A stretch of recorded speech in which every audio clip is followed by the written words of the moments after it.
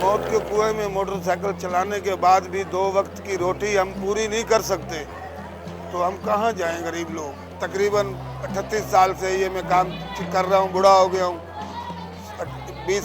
21 साल मेरी उम्र थी जब मैं ये काम सीखा हूँ।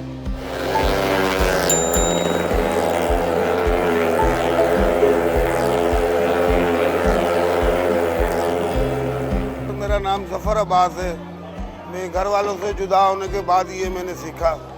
सीखने के बाद तो ये मेरी रोज़ी बन गई और इस रोज़ी में हमारा कुछ नहीं पूरा हो सकता और मालकान जो हैं हमारा ख्याल नहीं करते हैं।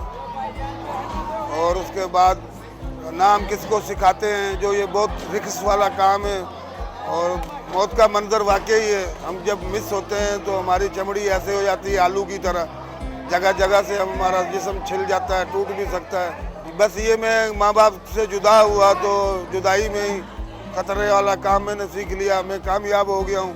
मैं सिर्फ मोटरसाइकिल चला सकता हूँ मौत के कुएं में, इससे अलावा और कोई काम नहीं कर सकता।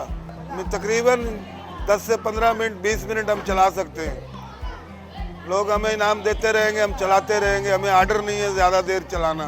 बहरहाल 15 से 20 मिनट आर्डर है। इनाम जो भी कोई दे तो बिस्मिल्लाह, नहीं दे जब भी बिस्मिल्लाह। बस हमारा इनाम पे गुजारा है और नाइट हमारे को बहुत कम दी जाती है। हमें हमारे अखराजात ही पूरे नहीं, हम अपनी किट भी नहीं सही तरीके से बना सकते नहीं और किसी को हम नहीं सिखा सकते। मालिक को सिखा सकते हैं।